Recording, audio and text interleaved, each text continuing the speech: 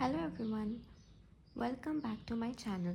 आज की वीडियो में हम करेंगे क्लास 12th हिंदुस्तानी वोकल्स का डेफिनेशंस करेंगे आज की वीडियो में। और हम शुरू करते हैं विद अलंकार। ये इंग्लिश मीडियम के लिए है, तो ये जो भी लिखा होगा वो इंग्लिश में मैं पढ़ाऊँगी और नरेट भी करूँगी। मतलब इंग्लिश में लिखा है बट मैं समझाऊँगी हिंदी में।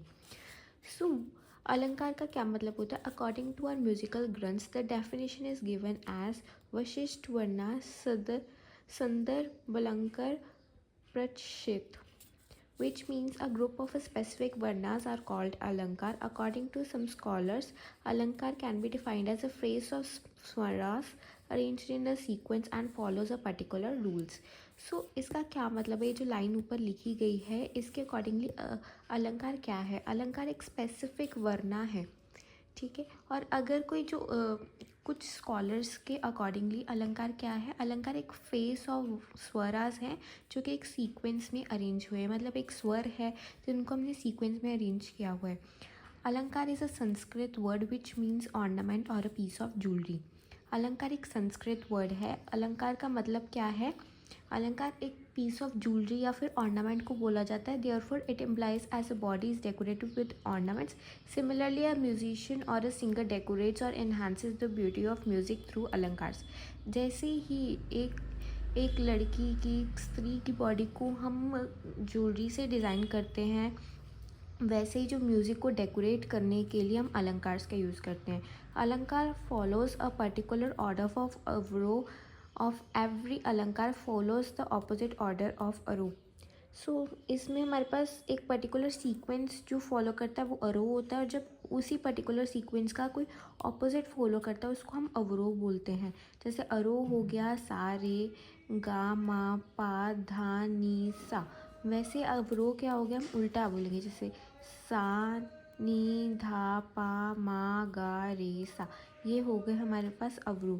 The usages of alankar is done in various laya rhythm and are based on a different orders. For example, हम अलंकार की यूज़ काफ़ी ज़्यादा लय या फिर रिदम बनाने के लिए कर सकते हैं और डिफरेंट ऑर्डर के साथ। और एग्जाम्पल्स के लिए हम देख सकते हैं, जैसे सारे गा हमने 3 एक साथ बोल दिए, रे गा मा बोल दिया, गा मा पा बोल दिया, और सारे गा रे गा मा गा मा पा मा ऐसे हमने बोल दिया। इसको हमने बोल दिया अरो। अवरो को हमने क्या किया? एक लय में और रिदम में हमने उसको रिसाइट किया। वी कैन प्रैक्टिस दिस अलंकार इन अ ताल दादरा लाइक दस। ये वाला वैसे है नहीं, ये आपके प्रैक्टिकल्स में होता है और कल जो आपका पेपर वो थ्योरी का है। उसके बाद लिखा है कि अलंकार आर फॉर्म्ड इन शुद्ध स्वरास। अलंकार जो भी बनते हैं वो किस में बनते हैं? शुद्ध स्वरास, जिसमें कोमल स्वरास भी यूज़ किए जाते हैं अलॉन्ग विद द कोमल स्वरास। समटाइम्स अलंकार are practice according to the स्वरा ऑफ रागास। अलंकार को कुछ कुछ टाइम पे जो स्वरा ऑफ रागास के साथ भी यूज़ किया जाता है। अलंकार और पलटा is one and same thing. पलटा का क्या मतलब होता है? उलटना, मतलब reverse. It is a word which got popularised in Muslim इरा।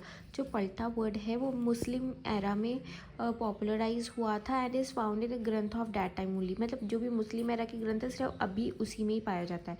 अलंकार की इम्पोर्टेंस क्या है? भरत मुनि इन हिज ग्रंथ, भरत मुनि जो थे अपने नृत्य शास्त्र नाम के ग्रंथ में उन्होंने लिखा था कि अलंकार के बिना, बंदिश के बिना, मतलब बंदिश मतलब कॉम्पोजिशन के बिना ऐसा लगता है जैसे कि night without a moon, river without a water and a wine without a flowers. ऐसा लगता है कि रात तो है पर उसमें चांद ही नहीं है, रिवर है बट उसमें पानी ही नहीं है। ऐसा लगता है कि अलंकार के बिना music. According to Bharat Muni, अलंकार is a valuable ornament which enhances the beauty of a raga. Bharat मुनि के हिसाब से अलंकार एक वैल्यूएबल ऑर्नामेंट है जो कि ब्यूटी ऑफ रागा को एनहांस करता है। By practising alankar get a sound knowledge of musical notes and beats.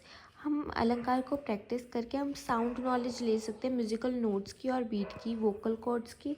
Become more mature and the instruments hands become more fluent on the instruments. मतलब कि अलंकार को प्रैक्टिस करके हमें साउंड नॉलेज ज़्यादा बढ़ जाती है किसकी? म्यूजिकल नोट्स की और बीट्स की। इसको प्रैक्टिस करके हम मोर मेच्योर हो जाते हैं और हमारे जो हैंड्स हैं वो ज़्यादा फ्लुएंटली वर्क करने लग पड़ते हैं। किसके ऊपर? हमारे किसी भी इंस्ट्रूमेंट के ऊपर। Along with that it incorporates बहुत flexibility and pleasure into music. To conduct it can set this play of a musical note, it is the pride of a music. In the end, we can say that playing with the swaras is the glory in music. हम अगर conclusion निकालें तो ये कह सकते हैं कि जो प्ले ऑफ अ म्यूज़िक जो है म्यूज़िकल नोट्स की this play of a musical note जो है वो म्यूज़िक एक प्राइड है.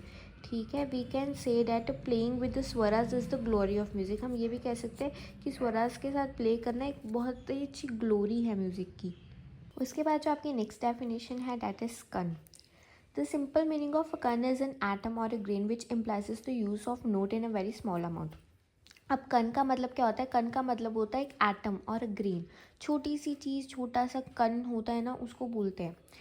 ठीक है, एटम या फिर ग्रेन. ठीक है, ये क्या कहते हैं? जैसे कि हम कोई नोट है, हम उसको बहुत ज़्यादा स्मॉल अमाउंट में यूज़ करते हैं, उसको हम बोलते हैं कण. Just touching the front note और back note of the main note is called कण. जस्ट हम उसको टच करते हैं, मेन नोट को या फिर बैक नोट को या फ्रंट नोट को या फिर बैक नोट को जस्ट टच करते हैं. मतलब एक मेन नोट है हमारे पास, उसके जो आगे वाली, जैसे हमने सा रे गा, अब रे बीच में है, हमने फ्रंट वाले को जस्ट टच किया तो ये सा रे. फ्रंट नोट को हमने जस्ट टच किया और फिर मेन नोट गई, फिर रे गा. ग है, अब ग हमने ग रे र पूरा गाया और ग को हमने जस्ट टच किया. ये हो गया कन की जस्ट स्पर्श करना है, जस्ट टच करना हमें. This kan is use to enhance the grace of musical creation. ये जो कन किस लिए यूज़ होता है? ताकि हम म्यूज़िकल क्रिएशंस की जो ब्यूटी है उसको एनहांस कर सके, ग्रेस को एनहांस कर सके. इसको स्पर्श स्वरा या फिर ग्रेस नोट भी बोला जाता है. इफ़ एन इंस्ट्रूमेंट प्लेयर और a singer have mastered their art only then the singer और player have the capability to use this note. अगर कोई इंस्ट्रूमेंट प्लेयर या फिर सिंगर ने इस आर्ट को, कन के आर्ट को मास्टर किया है, तभी उनके पास कैपेबिलिटी है कि वो इस नोट को यूज़ कर सके. They are mainly two kinds of kan. एक होता है पूर्व लगन कन और एक होता है अनुलगन कन. पूर्व लगन कन कौन सा होता है? फ्रंट नोट को टच करना. This note is use before the main note और द स्वरा and it is also written in the main स्वरा ऑन द लेफ्ट साइड. जैसे हमने बोला सा रे गा है, तो हमारी जो गा है वो मेन नोट है, तो हमने उसके पहले वाले रा को जस्ट टच किया तो हम उसको ऐसे लिखते हैं, तो रा गा. हमने जो पहले वाला नोट है उसको बस टच किया और फिर मेन नोट गई, तो ये हो गया पूर्व लगन कन. अनुलगन हो गया कि उसके बाद वाले को, ये जैसे म है, इसके बाद वाले को हमने जस्ट टच किया और पहले वाली मेन नोट गाई. मतलब this note is use after the main note. यहाँ पे बिफोर द मेन नोट या फिर स्वरा की गाई जाती है, ये आफ्टर द मेन नोट गाई जाती है. It is written on the right side of main swara as ga ma. ठीक है, नेक्स्ट जो हमारे पास हमारी डेफिनेशन आती है डैट इज़ मींड. मींड क्या है? एक एंशियंट गमक, एक एंशियंट गमक की टाइप है. जैसे गमक होती है, एंशियंट गमक बोलते हैं इसको. The process of going from one note to another note without breaking the voice is known as मींड. कि हम एक नोट से लेके, जैसे सा रे गा मा, हम सा से लेके मा तक जा रहे हैं जिसमें हमने रा को और गा को जस्ट टच किया है, उसको हमने बोलते हैं मींड. हमने ब्रेक नहीं किया है यहाँ तक जाने में, वॉइस जस्ट टच किया है. कि जैसे हम सा से लेके माँ तक गए पर हमने उसकी वॉइस को तोड़ा नहीं है, सा रे गा मा पूरे ऐसे ही हम जा रहे हैं, हम वॉइस को ब्रेक नहीं कर रहे, किसी नोट को ब्रेक नहीं कर रहे हैं. फॉर एग्जाम्पल फ्रॉम गोइंग सा टू मा, रा एंड गा स्लाइटली टच्ड और संग. मतलब हम जब सा से लेके माँ तक गए हैं तो रा और गा को हमने जस्ट टच किया है. ठीक है, one has not to stop on these swaras notes, these notes can not be heard differently. ऐसे हमें गाना है, हमें स्टॉप नहीं होना है नोट्स के बीच में. हमें ऐसे गाना है कि हमें पता ही नहीं चलना चाहिए कि अलग अलग हैं, हमें लगना चाहिए कि एक ही लाइन में जा रहे हैं, ये एक ही है. For showing mean in the notation, inverted half moon is drawn above the Swaraj like this. जैसे अगर आपको मींड को शो करना है कि मींड इसमें यूज़ किया है, तो हम इसको इन्वर्टेड मून ऐसे शो करते हैं. जैसे सा से लेके माँ तक हमने किया था, तो यहाँ पे हमने इन्वर्टेड शो कर दिया कि हमने जस्ट टच किया, हमने मींड यूज़ किया है. बाय यूजिंग मीड the musical composition becomes more soft and mesmerising. मींड को यूज़ करने से जो म्यूजिकल कॉम्पोजिशन है वो और सॉफ्ट और मेस्मराइजिंग हो जाती है. उसके बाद हमारे पास आती है खटका. खटका is a simple word which means fear, doubt, mistrust etcetera. खटका एक सिंपल वर्ड है जिसका मतलब होता है फियर, डाउट, मिसट्रस्ट एट्सेट्रा. खटका comes under the category of ancient गमक सफूरित. जो खटका है ये एंशियंट गमक की कैटेगरी में आता है जिसका नाम है सफूरित. जब four or more than four swaras are quickly shaken, touched in a fast jut laya in a round way, it is called खटका। जब 4 और 4 से ज़्यादा जो स्वराज होते हैं उनको हमने क्विकली शेक किया या फिर टच किया है, वो भी फास्ट द्रुत में, उसको हम कहते हैं खटका। In khatka the swara before and after the main swaras are sung played in a fast lay. खटका में जो स्वर पहले या फिर स्वर बाद में, मेन स्वरा के मतलब एक मेन स्वरा में उसके जो पहले वाला स्वर या फिर बाद वाला स्वर एक फास्ट लय में गाया जाता है, ठीक है, उसको कहते हैं हम खटका। से फॉर एग्जाम्पल खटका इज ऑन स्वरा प। एग्जाम्पल के लिए सपोज प के पास खटका है, ठीक है। सो फर्स्टली द ड, सा रे गा मा पा दा दा। So finally firstly the Swara the is sung played, then swara pa itself is played sung, and then the swara before pa, that is ma, is sung played, and then again swara pa is sung and played। मतलब आपको क्या करना है, सबसे पहले तो आपके बाद वाला सा रे गा मा पा दा नी सा, मा पा धा नी सा, तो दा पहले होएगा, फिर दा पा, फिर मा जो बाद में आती है, फिर पा।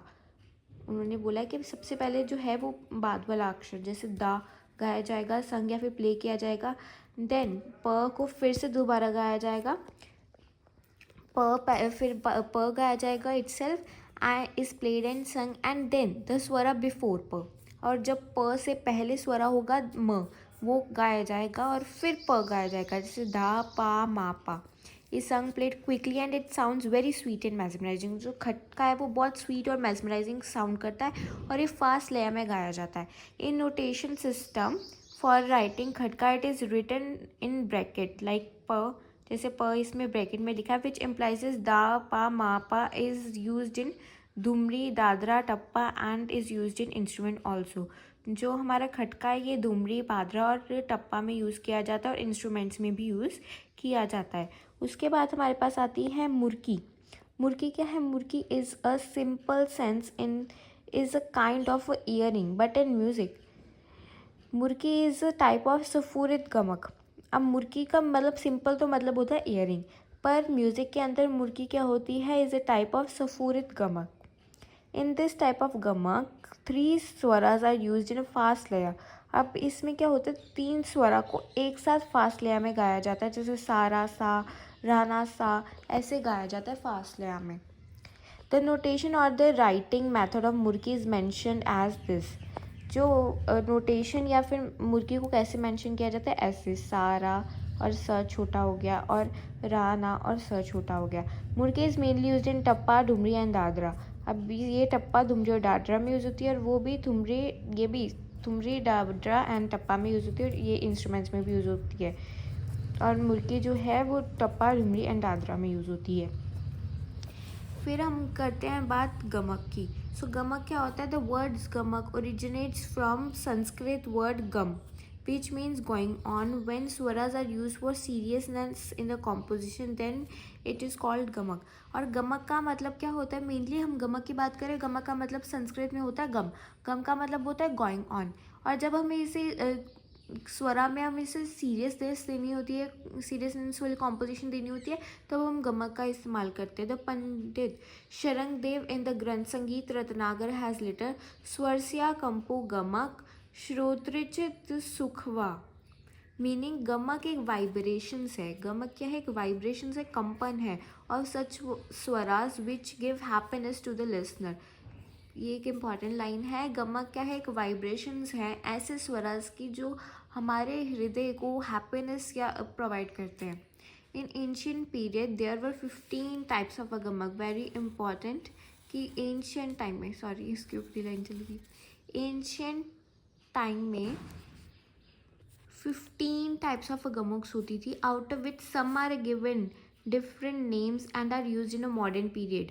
अब उनको फिर बाद में क्या डिफरेंट नेम्स दे दिए, और अब ये मॉडर्न पीरियड में यूज़ होती है, जैसे मुर्की, मीन, खटका, जमजमा, गिटकरी। कितनी है, 5। मॉडर्न टाइम में 5, पहले टाइम पे 15 होती थी।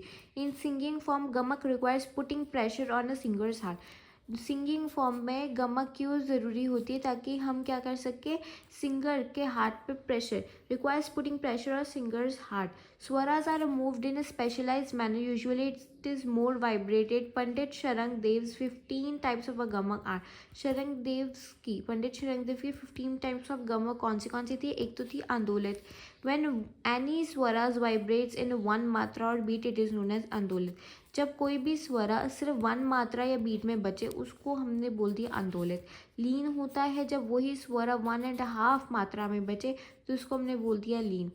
प्लावित होता है जब वही स्वरा जो है ये कितने 3/4 मात्रा में बजे तो उसको हमने प्लावित बोल दिया. कंपित क्या होता है? जब 1/4 मात्रा में बजे तो उसको हमने कंपित बोल दिया और इसका मॉडर्न नेम इसका ही क्या है? खटका. सफुरित क्या होता है? When any swara vibrate 1/6 of matra is known as सफुरित. It is modern name is गिटकरी. इम्पॉर्टेंट जिनका मॉडर्न नेम दिया है वो वाले इम्पॉर्टेंट है. जब कोई भी स्वरा जो है वो 1/6 मात्रा में वाइब्रेट करे तो इसको हम सफुरित बोल देते हैं और गिटकरी बोल देते हैं. 16 है टिरिप. When a swara vibrates in 1/8 of a beat it is called टिरिप. जब स्वरा 1/8 में बचता है इसको टिरिप बोलते हैं. वाली क्या है? When Swaraj vibrates in curvature और वक्रता. वाली का मतलब होता है कि जब कर्वेचर में बचे और वक्रता में बचे इसको वाली बोलते हैं. इसी का ही मॉडर्न नाम क्या है? मींड है. कुरूला. When swaras of a wali are sung in or played with density it is known as kurula. Its modern name is gaseet. मुद्रित. When swaras are vibrated in closed mouth it is called मुद्रित. जब स्वराज को closed mouth में vibrate किया जाता है इसको मुद्रित बोलते हैं. गुम्फित और हम्पित. When swaras are vibrated with seriousness. जब स्वरा को सीरियसनेस के साथ वाइब्रेट किया जाता है तो उसको गुम्फित बोलते हैं. त्रिबिन होता है when swaras of 3 octaves. अब 3 मतलब है तो 3 octaves के जो स्वराज को हैं वो संग और प्ले किए जाते हैं fast. Then the vibrations created are known as tribin. Ahat.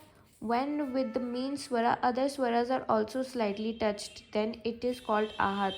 Its modern name is kan. When with the main swara other swaras are slightly touched then it is called ahat and its modern name is kan. तो ये क्या कन हमने बताया था जब साथ वाले जो है वो स्लाइडली टच्ड होते हैं मेन नोट से पहले या मेन नोट के बाद.